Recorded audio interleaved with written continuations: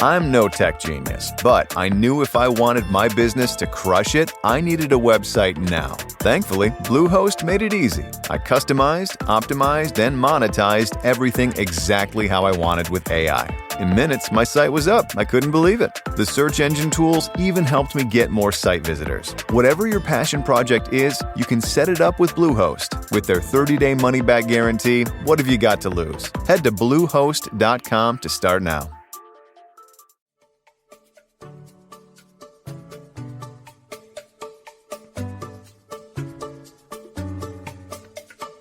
Welcome to the Exit Engine Podcast, episode 61.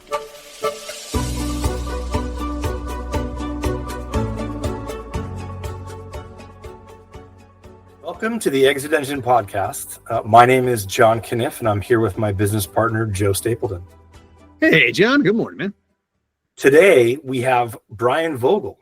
He is a leadership and HR performance coach. He started coaching NCAA swimmers on how to perform under pressure. Decades later, he helps people navigate high-stakes moments. The setting has changed, but the fundamentals remain the same: clarity, commitment, and the courage to grow. Today, he works with founders, executives, and high-potential managers through Sundog Coaching and Sensible HR.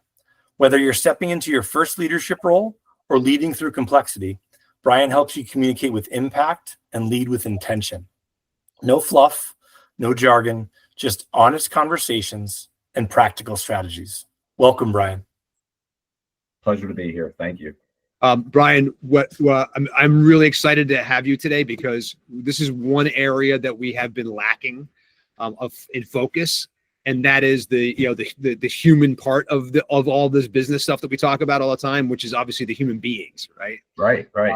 And so, when we are whenever we're talking with people, we always talk, there's three big things that we talk about with our audience that are going to affect their value and saleability. Mm-hmm. And this is true of any business, right? It's product, process, and people. Right. Thanks. Talk to us a little bit about the people part, right? And why the people part in a high value exit is so important.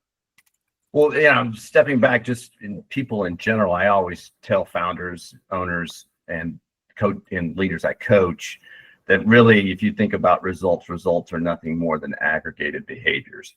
And those aggregated behaviors come obviously from people. So, as a leader and within your company, you have to either affirm or adjust behaviors to get the desired results you want as a company. But stepping more into a granular view of this from an exit standpoint in people, I think always it's about, first and foremost, what data do you have on your people and how readily available is that data? What I've often seen is you ask, or companies that are interested in buying businesses ask for what would seem to be pretty basic data, and they have trouble getting their hands on that data. Like almost well, no, our broker already always pulled that information for us when we're doing a benefit renewal. We don't really have anybody that can pull down that level of data. Well, you have to have a viewpoint and have all that granular data on an employee to understand the business and what you're buying.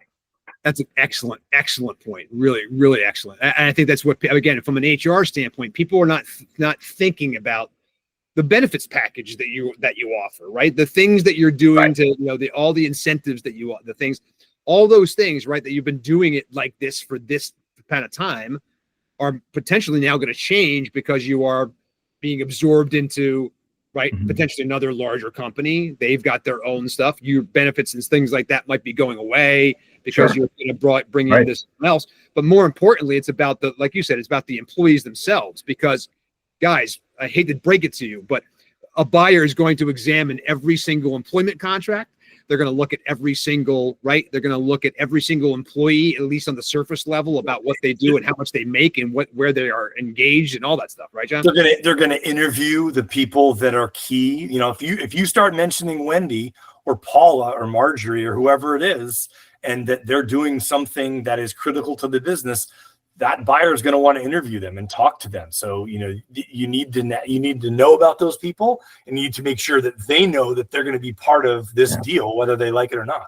Yeah, the intel on people are table stakes as I see it. Like, as a buyer of a company or an organization, I don't want to buy that company and organization and then find out afterwards that no one has gotten a raise in the last 3 years, right? And I want to understand, okay, when was the last time folks got an increase? What was that increase? How did you determine what that increase was? And oh, by the way, I want to look at the data and see, okay, are you paying market for these positions? Or I mean, what's holding on to these people? Is it the pay? Is it the benefits? To your point, Joe, what's driving retention? And I want to know that what are those drivers of retention? Because the last thing I want to happen as a buyer is see this be announced and people just run. Hey, I'm Joe Stapleton from the Exit Engine podcast. Building a business is hard enough, right? Planning your exit shouldn't feel like another lonely, confusing project you have to figure out on your own. That's why we created Exit Engine. Exit Engine isn't just a software tool, it's an entire ecosystem designed to help founders engineer a successful exit. You'll get access to self-assessments, growth roadmaps, and a peer community where you can learn from other founders who've been in your shoes. You'll also find the guidance and expert resources you need to build a business that's actually worth buying, and to do it without burning out. Imagine having the clarity to know what your business is worth, exactly where to focus to improve it, and the confidence to exit on your own terms, whether that's next year or a decade from now. You don't have to do this alone. You don't have to build a business alone. Join us and let's build your exit strategy together. Visit myexitengine.com to get started. That's myexitengine.com.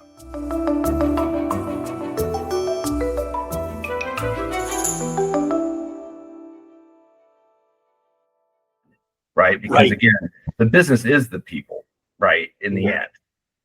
Well, let me ask you a question. So sort of related to that point, Brian, when's the typical time that you're brought in? Like, are you brought in to deal with a burning platform, a problem employee, or when's the typical time that someone engages you to come in and help them with a company? And like, if you can talk about the size of the company you typically deal with would be really helpful too. Yeah, I mean, typically we're engaged when in really at two pivot points. One, they have it. Unfortunately, they have an event. So meaning they have an EEO claim that was put against them, and they realize, oh, we don't have the resources or the smarts to respond to this inquiry from the Equal Employee Opportunity Commission, right? Or they had realized that Susie, who was the office manager, who took over running payroll, and then they've grown to a size of 100 employees or more, and they now have to file an EEO-1, and they realize Susie doesn't even know what an EEO-1 is. And then we're brought in to right the ship. So really, in short, it's when they realize that to scale, they need strategic HR and they need structure and or infrastructure, to say it differently, to scale from an HR standpoint. We advise them on how to build that structure or what it might need to be involved. We don't, Sensible HR typically doesn't come in and do payroll, for example, but we'll figure out for the company how to get payroll done and remain compliant and also remain compliant from all regulatory standpoints as well. Got it. Yeah. Which, by the way, there you go, right? There's yet another issue that related to this, right? Which is your compliance and the ability to say, hey, look, I've got, you might be in an industry where you've got, certain regulations, right? You've got certain licensing situations and stuff like that. And being able to actually make sure that you've got all your employees are licensed and compliant and that they are all doing the things they're supposed to do and that and that you can document it. Right. Yeah. Right. Yeah. And there's certainly areas that are more, I would say, high risk from a regulatory and compliance standpoint than others. And where we most often see folks sort of scratch their head is like, well, no, you're over 15 employees or you've reached this threshold. And yeah, you have to have an FMLA policy. Where is that? Why haven't you put that in place? And they honestly, sometimes they just don't know, depending on the size of the organization. Right. Right. And I guess the question is, how do they find out they need you? Like in some of those cases, right? I'm going through my thing and I've been running this company for 10 years or whatever. And now I've hit this 15 employee threshold or whatever, or it's just one example, but it could be any of these things where suddenly the things change. And how am I aware, right, that those things might be changed? And I could be out of compliance potentially for a long time before I even realize I am.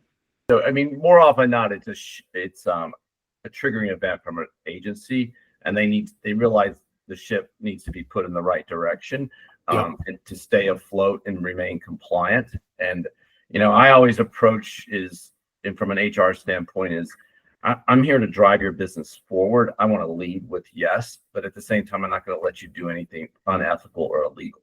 But I mean, so I don't approach my work as coming in and telling you everything you've done wrong and, put my police hat on and make sure, or hall monitor hat, make sure you're checking off, because, there are things that are going to get you in trouble, or they're going to look under the covers. And there's things that are more regard to business risk. Right. So for example, here in the state of Texas, very much employment at will. Yeah. You can fire anybody at any time, or you can let go of anybody at any time. Now, is there risk associated with that in certain cases? Yes, I'll make you aware of that risk, but it's up to you. It's a business decision whether you want to take on that risk or not. Right. Got it. Yeah. That makes sense, because again, it's a matter of and this is why HR, and as you grow, right, HR becomes more and more important. The more people you add on, the more thresholds you hit in terms of regulation, right, and things like that. Yeah. What are some of those common things that people think as they grow? I think it also depends, Joe, on where they're growing. So I think oftentimes, I'll stick from where I'm at in Texas. So then they're looking to move from Texas to Louisiana or Texas to Oklahoma, and they don't understand the different labor laws that exist in each one of those states. They may not even understand that they have to register a business in that state to pay somebody in that state. So there's all those the check boxes that need to be checked, and they don't have anybody in place, one, to do that, and two, even to think about it. So because they've been running so lean and mean and so small, and they may have been doing payroll on Gusto and or some small platform, even QuickBooks, and they're not alerted that they need to set up another entity in the state of Oklahoma, for example. So it's that rapid growth that also brings us in. And then specific to when exits occur, they get a PE firm or an investor that comes in and asks for this information, and they're like, what? And then they're like, I don't even know what that is, right? So and there's certain again delineations or pivot points. Like once you're over 100 employees, you have to file an EEO-1. And a PE firm, is going to ask, can I see your last EEO-1? And they're going to be like, what are you talking about? And they may not even know they had to file it, and they didn't file it. So it's those types of, I call them aha moments. I also call them oh crap moments. I've got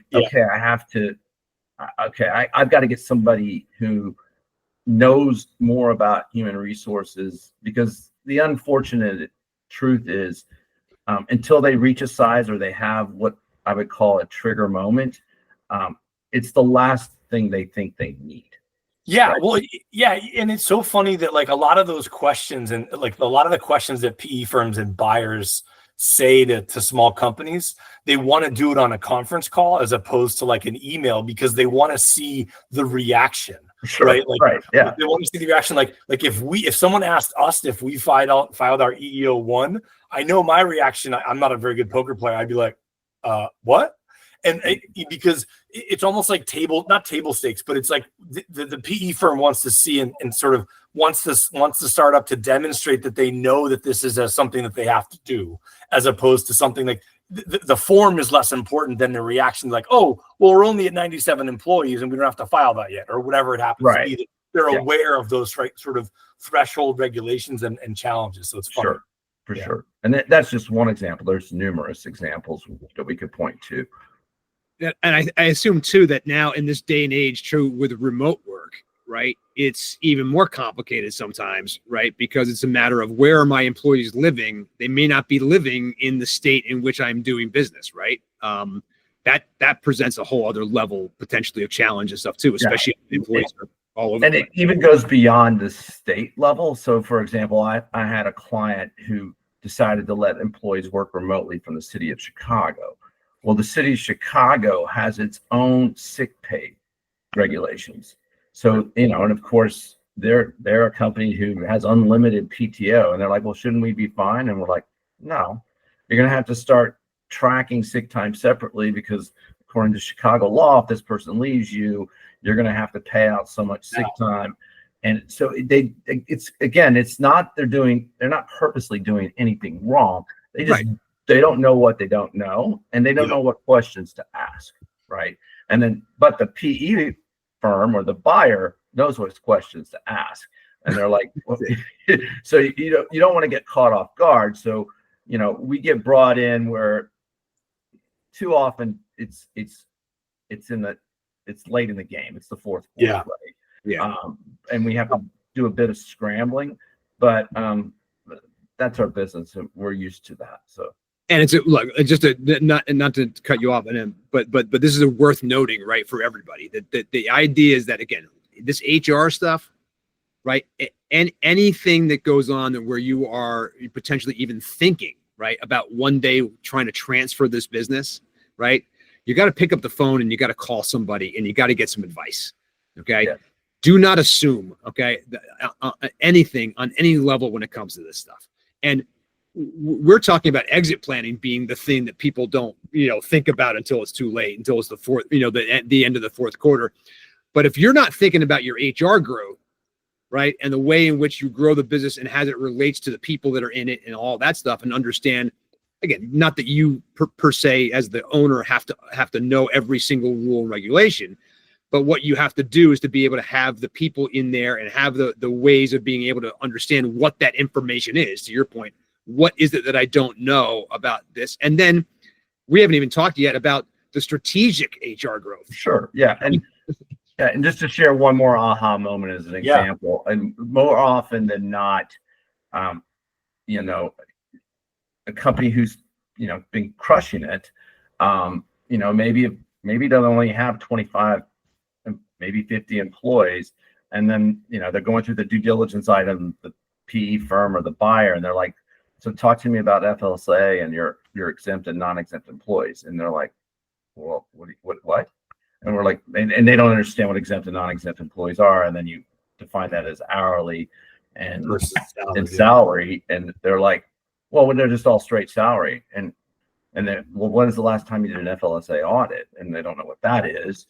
And then you've got to come back and you understand that, half the population should be hourly, should have been making overtime. And then you got to work through all the issues to tell people that are going to go to hourly and go to overtime. And then they're going to ask, well, why didn't I get overtime before? So there's tails to these things that have to be thought through that then become strategic, right?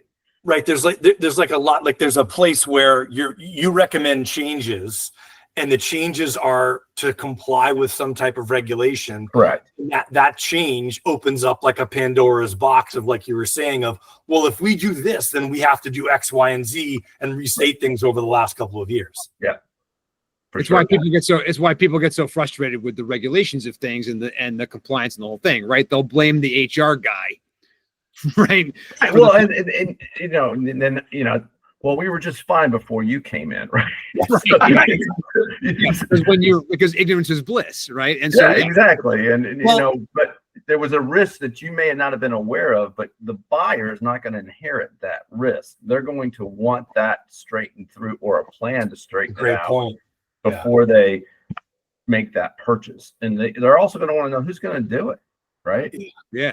And let me ask you, what about like your, HR and legal, right? So like a lot of the challenges that I've had with HR issues that have come up have always involved, like we've needed to get a legal person involved or someone with the law. How are you navigating sort of those, or what do you consult companies to say and to do with regard to like HR and sort of the legal aspect of that? That's a great point, John. So more often than not, we are pulled in because there's an issue, and an attorney, like employment counsel, if the good ones will say, hey, look, you don't need to keep calling me about this. A seasoned HR pro can help handle this for you.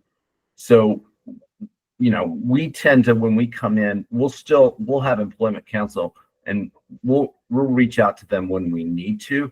But when we've come in, their use of employment counsel generally drops, because we're able to, based on experience, know and assess the risk in certain areas. Where it gets sticky and where we'll pull in employment counsel is if we get a demand letter for, what can maybe considered unlawful termination or something like that. And then we have to have an attorney answer that versus somebody in HR land, right? So we actually have services where, like, look, I just need someone to call when I need advice, and we let folks buy blocks of our time, and our blocks of time are much less than calling an employment counsel. So we call that our bat phone service. I love that. Yeah. For those listeners who remember what a bat phone is. Right. Well, after this podcast, we'll talk about one particular crazy story that I had that I'm not going to tell on this podcast, but it's I wish I had a bat phone at that point. It was 7:30 on a Tuesday morning, and it was sort of just a crazy one, but that's another thing. Yeah. We'll talk about you started your career working and coaching, frankly, like elite athletes.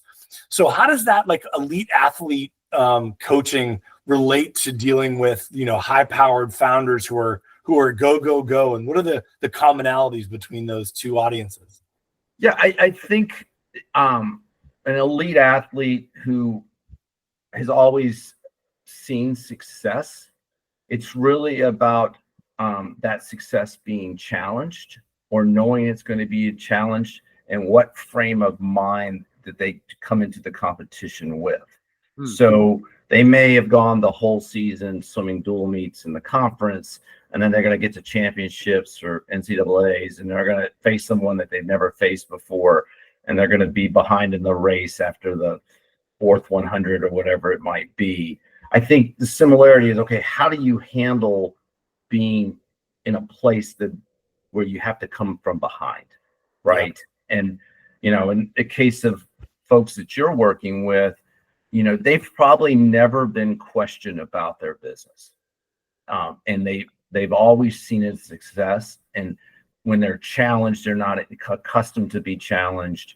And how they respond is, usually defensive, like, who are you? Why are you to question me? My business has this revenue year over year. I'm willing to sell it for you for X. It's a bargain basement price. Stop asking me all these questions. And they react that way. Same thing back to it. Were you in the room during our last negotiation? I'm just thinking the same thing as when we were purchased. Right. The questions just kept coming, and it's like, how many times can I answer seemingly this similar question, right? Like, what do they want to hear in my answer? Because I think I've answered this question 4 times, and I hadn't. It was all different questions, but yeah, for sure.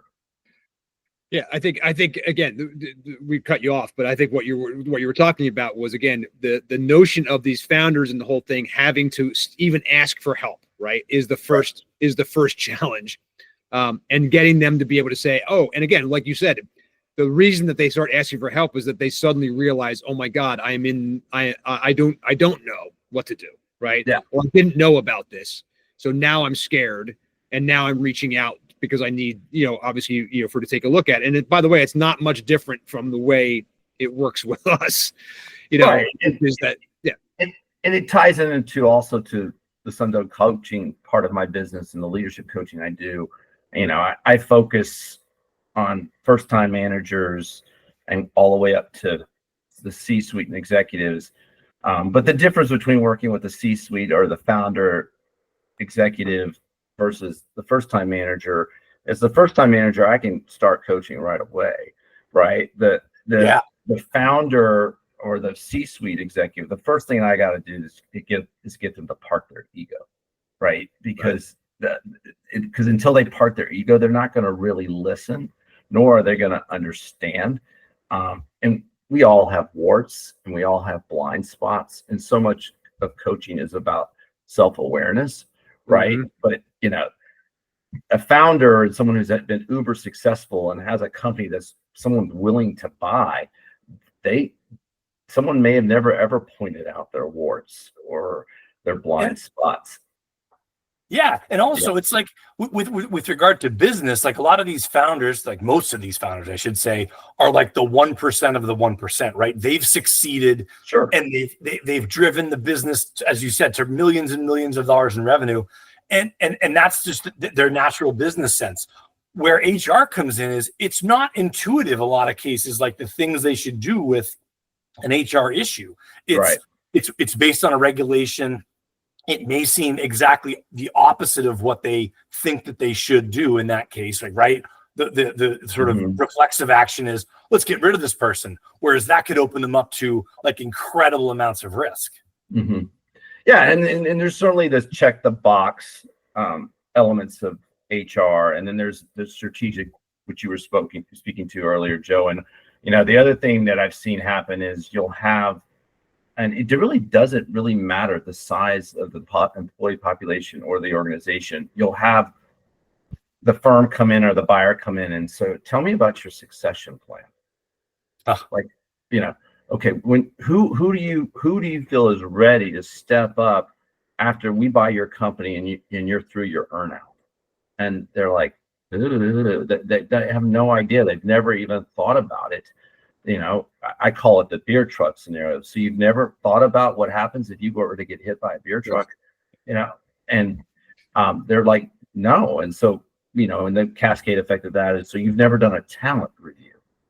And they're like, well, no, we do performance management. We do performance reviews. I'm like, no, that's not the same thing. That's the same thing, yeah. Have you ever done a talent review? And then you have to explain that to them. So they feel like, almost to your point, John, they interpret it as insulting. Yes. Sometimes, right? And they get defensive, as you said, right? Because it's either not something they've thought about or not something that they've put any time against or enough time in the same way they've put time to growing geographically or working on their expenses or hiring a fractional CFO. Whereas in reality, what they're really doing is they're opening themselves up, or they have this unknown risk that they're not dealing with that could potentially sink their acquisition. Or even taking it to the 30,000 foot view. Oh, wait a minute. I guess I really never had a people strategy. Yeah. Right. Yeah. Well, that's what. Let's dig into that, because I think this could be really, really helpful. I think to our audience in terms of something they can take away today. I think that the notion is that let's talk about the strategic side of HR. Yes. Okay? Right. Let's talk about what is a talent review as an example, and why, and who should be doing it, and what does it mean, and what do you get out of it, and what is that, and how is that going to help me understand, grow my business or move my business. Yeah. I mean, the classic talent review tool dates back to, Jack Welch and GE with the 9 box, which some of your listeners may be familiar with. Right. The problem with the 9 box, which is, the axis is where potential and performance. The problem with that is you have someone to put people into a 9 box. Where do all the people go? They go in the middle of the 9 box, right? So it's the easy answer, where, what we utilize is something simply, as a 4 box or a Johari window. And we make folks the same thing, potential and performance. And you want people in the upper right, but you don't have a middle. You got to put people in a box, right? So, and sometimes you'll identify misaligned. Now, listeners may think about and be familiar with Jack Welch, where he used to do forced rankings. We don't abide by that, but you to think that everybody is a champion and up to the top right, that's not realistic as well, right? Not everyone's going to be a champion. But I will tell you my personal philosophy, we only hire A players. Really? I mean, not everyone can be an A player. And by the way, I think you're going to need some B players as utility players. So, don't tell me that everybody's an A player. It's okay to have B players because every organization needs what I call utility players, or the label I give in the box is called ambassadors, right? But also there are folks that are going to be misaligned. And does that mean they need to be put on a performance improvement plan and exited? No, not necessarily. They're just on the wrong seat on the bus. Right. More often than not, what's the right seat on the bus for those folks? And if there isn't a right seat, okay, maybe it's time for them to get off the bus. But that's a talent review. And then looking beyond that, you jump off that talent review and you get into succession planning. You're saying, okay, is Julie going to be ready in 2 or 3 years to take the CFO role or the head of finance? Well, maybe, but she needs these experiences. Well, okay, how are we going to get her those experiences? Does she need to rotate into operations for 6 months so she better understands the business? If that's the case, then let's do that. Let's make that happen. So, or give her a project where she has more exposure to operations if it's a smaller organization. So those are the things that are strategic that you need to think through as you grow and scale the organization, as you're trying to get it ready to sell. But if you're at the point of selling, you're going to need to put those things in place because someone's going to ask you, right? So right. That's exactly. It's one of our core pillars, right? It's one of those things that we've found is we found the same response that you get with the succession plan, Brian, right? Like when we ask about a succession plan, they're like, well, what do you mean? And we start with like a leadership team. Like, do you have a leadership team? Well, yeah, right. Yeah, kind of, Yeah, right. Sure. Yeah. I was going to say that what I find fascinating again about all this is that the way that you're dealing with your employees is directly tied to your value and saleability. Okay? For sure. Yeah. And it's like, I have this exercise I work through with leaders, and I talk about the importance of, people management and affirming and adjusting behaviors. It's sort of where I started with you. And I ask people, tell me what results are. And they're like, well, profit margin, ROI, top line revenue. Right. Those are measurements of results. They're not really results. Good point. And results, you talk about product, process, and people, those are all, you could argue equally important, but of those things that really, really drive results, it's people's behaviors, right? And in the end, aggregated behaviors are what drive those results, and they drive ROI, and they drive profit margin, and they drive top line revenue. Yeah. So, if I tell folks, what are the strengths of your people management skills within your organization? How well are those people affirming and adjusting behaviors that align to your mission, vision, and values, and the behaviors that are associated with the values? That's what makes an organization, great, right? Well, yeah. And that's what people want to buy. They want to buy, the other word is the intellectual capital that is coming with that organization, and that intellectual capital includes how people are being managed. Okay, I'm off my soapbox. No, but it's a great point. It's absolutely correct, and I think that again, this is where again, there are people out there. We've been through it. I've been through it myself. We got lucky. The HR thing wasn't even really a question. We're like, well, of course, all these people are going to go over. I mean, it was. You can luck your way through it, right? Or you can plan to be able to actually do it on purpose and to optimize it. And again, in the context of the exit planning thing, which is really where we are today, but in general for growth, the point is to be able to say, hey, look, if I want to have a healthy, sustainable company, forget about selling it. If I just want to have a healthy, sustainable company, I need to be paying attention, obviously, to the way that I deal with my people, because my people are everything. If I don't have and again, I think every founder pretty much knows this. Again, their ability to be able to hire good people, that's an issue. Right? I mean, that's one area where people are good, bad, or whatever. I don't mean good, bad. I mean, where there's a strength or a weakness, right? There is the way that I manage those people in terms of what they do every day and what the organizational structure is and what are the processes in place where people do that, right? But how are people allowed in order to be able to actually enabled to do the job right, that I'm asking them to do that does create the result or create the growth or the revenue or whatever. And so, again, what Brian does is to be able to help you figure out what to do with your people. Who do you have, right? Where are their strengths and their weaknesses, and are they in the right places? Are they aligned the right way? And if you think about it, like, from like a technology company perspective, right? They're constantly working on their product. Everyone talks about sprints, right? They're doing a sprint, they're doing an improvement. There's continuous improvement, right? Oh, we preach continuous improvement. And I think where a lot of companies fall down is, we have our people too, right? Like, and of course, we only hire A players, but they don't put the same sort of effort to improve the product and then to improve the process. To your point about Julie earlier, is that's a forward-thinking company to say, hey, we need to rotate her into operations, right? But I don't think many of your clients may not do that until you come in, Brian, right? Until they really think of their people as a true asset to the company.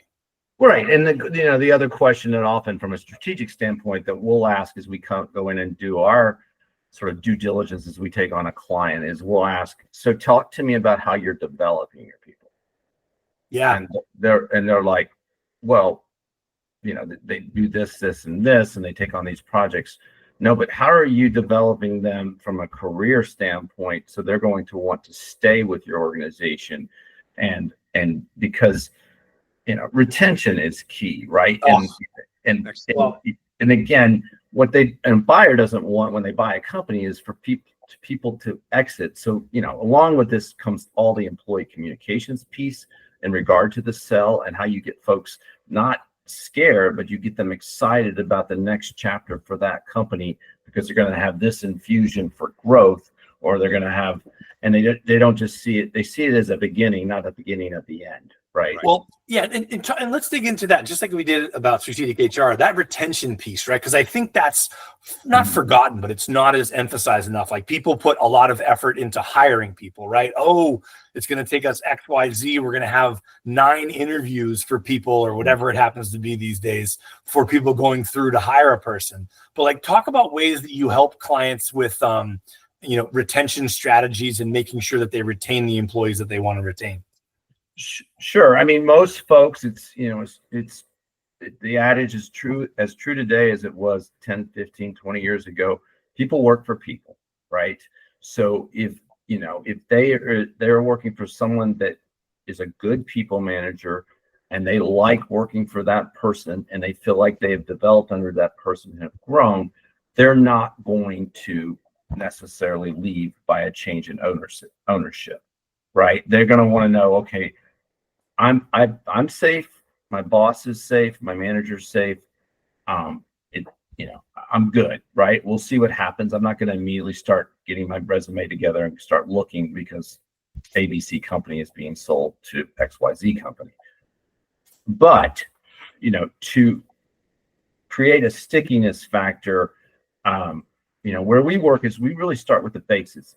It's amazing how many folks sit in people management and don't have the basics on how to manage people. Not their fault. They were just never trained.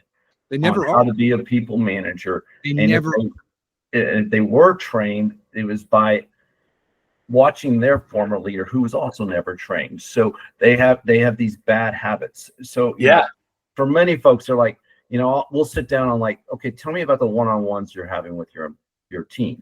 And they're like, one-on-ones.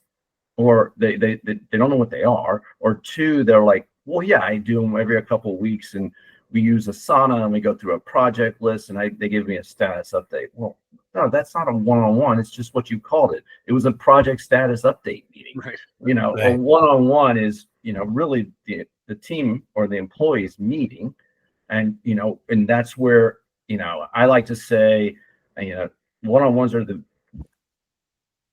strongest and most influential and most powerful management tool ever.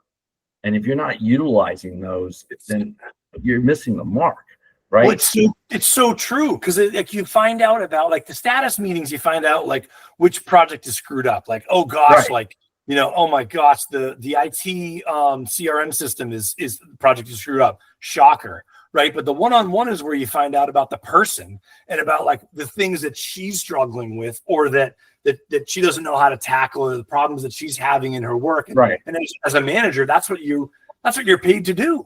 Yeah, I mean, and the other sort of litmus test we do is we'll sit down with a people manager or a leader, and we'll talk about their team, and you'll say, okay, Mr. Founder, Mr. CEO, Susie's been with you for a year and a half. She's your head of finance. Does she have a partner? Does she have children? And he's like, oh yeah, he's a partner, children. Partner's name? And they sometimes fumble. Do you know their children's names? They don't know. Well, back it up here. If you want them to go over and above for you, and you want to elevate the organization, and the team wants to work at a higher level, continuous improvement, to your point earlier, well, they have to know you care about them as a person first and foremost. And the only place you usually find out about those things is in a genuine one-on-one done with them, hopefully once a week. Right. So, I mean, I'm not saying you need to know their personal business, but you do have to know them as a person, and they have to know you care. Yeah, it's a huge thing. This is, again, that's the biggest retention strategy there is, right? I mean, right, exactly. Right. I mean, that's the first one is it's not rocket science, right? No. Yeah. No, it's not. And it should actually be kind of, it's just a human interaction, right? Yeah. I mean, at the end of the day. Yeah. But you're right. It is the kind of thing where we get bogged down in what we're doing and in the process we've got and whatever. Sometimes people are also, look, this is an issue too. People don't know what to say or what they're allowed to say anymore. I think that's obviously something that's on people's minds. Again, as well-intentioned as, as all this stuff is. I think that the reality is some people are like, I don't know can I even ask you about the fact that you're married anymore? Or can I do that? Right. I mean, to be fair, that's a real thing too. There's guardrails for sure. Absolutely. But to completely not take it to some level, not to a personal level, is a mistake, right? And I think it's, we often say in HR land that the harder skills are the soft skills. It's so true. No, you're exactly right, because when a company is saying something like, "Oh, we're a family" on one hand, and then they don't know the family member's children on the other, like, well, which one is it, right? It's got to be one or the other, Right. Yeah, and sometimes it's just nomenclature or jargon, but I'll be honest. When someone tells me that we treat our employees like family, I get a little squirmish, right? Because because really, so how often do you have to let go of your family members? I mean, you're sort of stuck with that. Or do you know my relationship with my uncle? Like, we don't have enough time on this pod, right? Like, no one would want that relationship, so. Yeah. Right. Yeah. It's a nice thing to say, because I think we know what you mean, but the reality is that, yes, that's not something that, And by the way, it's the second podcast in a row that someone has said that exact same thing, by the way. That exact same line. It's which obviously, makes it, it's very true, right? It's like we're family, we're whatever. It's like, okay, but again, it's there are some things that go along with that aren't going to be very family-like, and you've got to be able to know the difference, right?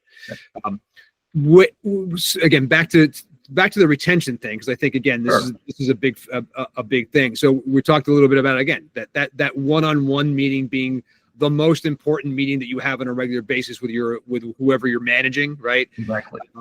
What are some of the other retention strategies that you talk with founders about? I think oftentimes people are there and want to have a purpose. So what level of autonomy do people have? Right. And I think that, knowing their manager cares first, knowing they have autonomy and they can do and make decisions and feel empowered to. And then 3, where we often have to also dig in, is, do they feel like they're being paid fairly? Right. And so when was the last time you looked at market for any of the roles that you're paying? And are you competitive and within, being paying at the mean or the 50th percentile from a market perspective? Often when we talk about that, we get deer in the headlights. Like, well, what are you talking about? But the reality is, even 90 days after someone's even hired into a business, they're already out there looking again. So everyone's the loyalty is somewhat out the window. Now, are they necessarily chasing a paycheck? Not always. And more often than not, they're running from a bad manager or a bad boss. But they're also, what's equally important is from the benefits side of things, what level of flexibility does an employee have? Like it or not, it ranks high especially with many generations that are in the workforce today, Gen Z being one of them, that they have some level of flexibility. The pandemic proved out that people could work remotely. They want that flexibility in their schedule. And the idea that you don't have that level of flexibility and you don't have a good reason why they're being chained to a desk between 8 and 5 every day. Well, if you don't have a good reason why they need to be there, other than you feel guilty because you're paying for expensive real estate because you signed a lease that was 10 years long and have office space that's not occupied all the time, then you need to think about, okay, how is this being consumed by your employee population? And if they are getting the work done and they're doing it well, why does it really matter how many hours they're in an office or where they're doing it from, as long as you're staying in compliance? Not saying let all people work remote. I'm not of that opinion, but I do believe that you're going to have a greater level of stickiness and better retention if you have some type of hybrid model between remote and in-office work. Yeah. And even if not directly that, like, look, you have situations, right, where you just can't do that. Someone has to be on site doing a thing. Yeah, no, in a manufacturing setting, you got to have somebody there. Understood. But in general, I think the point is to know is that what you're saying is that it's not, that's one way, right? But the reality is that what people want is not just a paycheck. People now they need this flexibility. And here, right, it's not, I can't get the things done I need to do as a human, right? If I am unable to be able to get away from my desk for 15 minutes in the afternoon, right, to do anything, right? We see this all the time. I do a lot of coaching too, sports kids coaching and stuff like that. And I'm constantly seeing parents who just are like having a problem getting there at 6:15 or 7 o'clock, for a practice at 6:30. Right? Well, I can't get off work in time. I can't do the thing. It's like, we can't get there. And then I've got the exact opposite, right? Which is so many people now are working from home, including myself, right? That I can do all kinds of things that I couldn't do before, right? Sure. I mean, but the benefit that brings to me as a person is like, I would much rather get paid less and have a flexibility, right? Than making, money and being chained, like you said, to a desk for 40, 50, 60 hours a week. And certainly, the caveat is it depends on the job, right? I mean, there's certain jobs where you can't do those remotely. You can't work in your home office like you and I and a lot of folks are able to do because we're knowledge workers. But at the same time, if someone needs to cut out at 3:30, go pick up their kid from daycare, and they want to come in at 7 to do that after they drop them off and not be there necessarily what may be considered core hours, which is 9 to 5. If it's not going to hinder the business, you're enabling them to do that and having that level of flexibility. That's going to mean a whole lot more than giving them 50 cents to $1 more an hour, right? So, yeah, which all they'd have to do is spend on childcare or something. Exactly. But think of it from their perspective, right? Because I've been in that exact situation with you when someone has come to me and said, "Hey, can I do this?" And this is before the pandemic. It's like, yeah, and yes, of course you should, and don't ever ask me that again, right? Just do it, right? Like, and that's the way that and I'm forgetting the word, but like, you gain so much credence or you gain so much sort of cred with that employee when you say, "Hey, no problem. Do that when you need to do that." Mm-hmm. Yeah. I think it's there's ebbs and flows to everything and tides turn. I think, what I see from my vantage point that is concerning is I think the word around competitive, or the meaning behind competitiveness today and what that means for people. I don't know if we want that being tied to it. So I think, the idea that to be competitive, we need folks in the office, we need them grinding, we need them here, 10 hours a day. Do I think people can be more focused? And do I think in certain situations is remote work taken advantage of? Yes. But I think we're turning the pendulum too much to the other side currently, in my view. And what you're seeing and what all the studies will show you is the result is more stress in the workplace, right? Less engagement, and higher levels of burnout, right? Yeah. So, which is directly related to your retention, and so right. That's why people start to leave. You brought something up before, and I think actually, John, you mentioned this the other day when we were talking about this too, which is that people don't leave jobs; they leave bad managers. So true. No, they do. Right. Well, when I think of the jobs I've left over the course of my career, I go back and it's like it was either like a toxic situation, one, or a craziness, or a bad manager. Right. Like, and if you think about, John, your best manager, that's probably a manager that really, one, knew you, two, knew your family and your situation you're in and where you were in the cycle of life. And you knew they really cared about you. And I still talk to her today. It's so funny you say that. Like I sent an email to her 4 months ago about catching up because I haven't caught up with her in a couple months. Right. And that job was 20 years ago. Yep. And still talk to her. Yeah, for sure. Yeah, it's the kind of stuff that makes it a huge difference. It makes the impact on people's lives, and it's not just about. But again, bringing it back to the business thing, the notion here is that it's nice that we're all nice to each other, and that's good. But like you said before, it's like if I'm looking at my competitive situation and I've got a highly charged competitive situation in my business where I need to make sure that I'm getting out what I'm getting out, et cetera, whatever that result is, and that I'm pumping the widgets out or whatever I'm doing. What you're saying is that there's the two things are not mutually exclusive, right? Not at all. No. Yeah. The ability to be able to say, hey, look, there's a fine. You're striking the balance. That's what you're looking for, right? In this stuff, whether you have the employees here or you have to or not, or no matter where they are or where they're sitting, the ability to be able to recognize that your employees are what you're saying is giving your employees some flexibility in terms of what they do and how they operate is one of the best ways to be able to retain them long term. Right. And I think some of this is just a mind shift, right? So oftentimes we'll sit down with a founder or a leader and, the margins are slim and they're trying to increase those margins to make the organization more sellable. And they immediately where they go to is, my highest cost is people, and salaries. Well, no, don't think of it as a cost. It's your biggest investment. Right. Yeah, no, that's an excellent point. I mean, that's right. If anybody's looking at their employees like they're a cost center, that's then I would urge you to actually hire Brian immediately. All right, and take a look at that stuff and take a look at yourself, because the reality is that there are probably other things that you are missing, by having that mentality.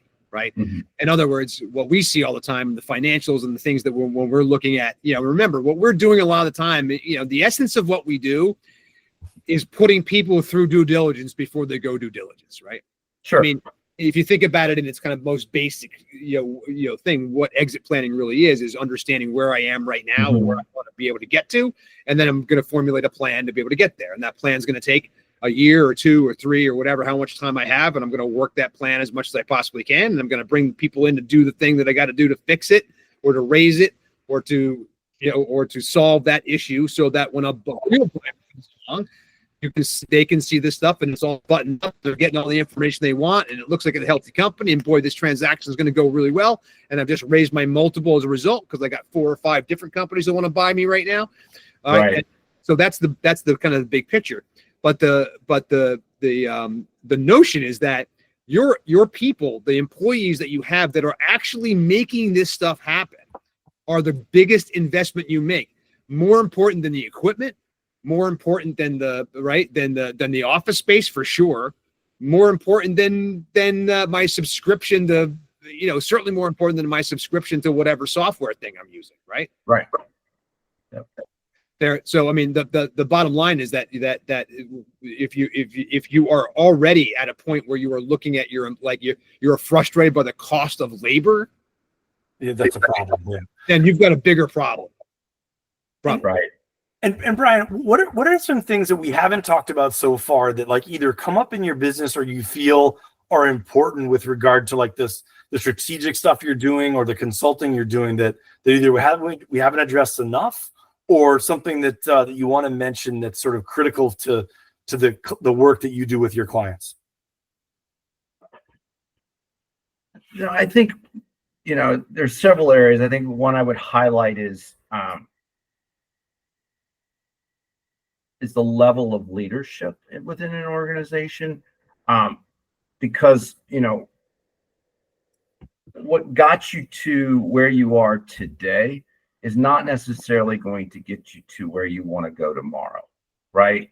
It doesn't mean the folks are not good at what they do, but so a quick story. So when I spent 4 years at Indeed, I worked as an HR business partner before I started the two companies I have now, Sundog Coaching and Sensible HR. And what I tell folks is I rode the wave at Indeed. So Indeed, 2009 was bought by Recruit out of Japan for $1 billion. They let those folks, sort of move along for 5 years. They invested a lot of money, and then they expected, growth. So what did growth look like? When I came into Indeed in 2016, there was, 2,500 employees in 10 locations around the world. What the growth looked like 4 years later was 10,000 employees in 30 locations around the world. Wow. So in 4 years, that's how quickly they grew, right? Well, I don't care how good those folks were who helped found that company. The complexity of that company and what was required to make that engine run with 10,000 employees is much different. Now, some folks can step up and do that. Other folks are better suited for a company that's not that big and it's not an enterprise and are scaling and coming out of the startup phase and growing to 500 employees. They need to move along. They need to be taken off the bus. Yep. And in the end, they'll be better off. You'll be better off because they're better suited to, not everyone's supposed to play in the big leagues. They can make an impact playing in the minors. And it doesn't make them a bad leader. It doesn't mean they're not successful. It just means that's where they're better suited given the skill set they have. Yeah. So, or conversely, right? It's like, know that you don't have the skill set. Who can I bring in that does, that can manage this stuff? And it's not just about fraction, maybe it's a fractional or a consultant like you to start with, but potentially I'm sure that you're in a situation too, where you can often even recommend people they can then to bring in and hire full time and all that stuff to be running this stuff and to be doing the things that they can't do that help it grow. Yeah. And I think that oftentimes it's about having those, what I call crucial conversations with employees. Right. And they don't have those, they punt on those. Right. And they rely on really what I call a strategy to hope. They hope the person's just going to leave. They hope the person, will maybe find another role, or they hope something will change. Well, hope is not a strategy. And more often, tied to that strategy of hope is really procrastination. Yes. So, it's and then at the end of that is actually fear at the end. Yeah. And in the end, I always go back to, my dad, and we often go back to our fathers.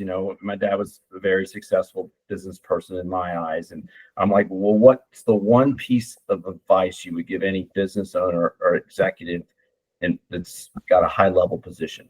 And he goes, oh, that's simple. Just make a decision. And it's the vacillation and the wishy-washy. Yeah. The other thing we often find is they're looking for perfection and they want to check all the boxes. And and by that time you do that, everything has changed. we often talk about, look, it's GEMO, good enough, move on, and or pilot it, or at least do this and then tweak it along the way. Don't look for perfection. I think so often, especially with founders and you talk about product, they want the perfect product before they launch. Well, no, it's so hard to get people out of that mindset, though. Like, with regard to, no, you don't want to launch something that no one can use. But if you wait 2 years to build a product before anyone uses it, then you get feedback, and it's like, no one likes this. Be like, oh gosh, I wish I'd learned this a year ago. Yeah, and in a software company, we all know this. It's, someone wants to come in and invest or buy a software company. They want to know what the MRR is. They don't want to know how great the product is and what are the next line of features that are rolling out. Right. Their assumption is that if you have that MRR, that your product is good. Yeah. That's how you tell. That's how you know the product. That's how we qualify it, right? Is that it's making money. Right. Now, the product could be changed and adopted, and we want the user feedback, and you want to optimize it and twist the screws and make it as good as possible, whatever. Or maybe you want to realize that you need a new product to be able to enter into that market or whatever. That's how we treat product development, right? Yeah, and when employees are not naive, they want to see traction when they're sitting in those situations. They don't want to be told, we're going to iterate on this product feature again because we feel like it's going to be more sellable.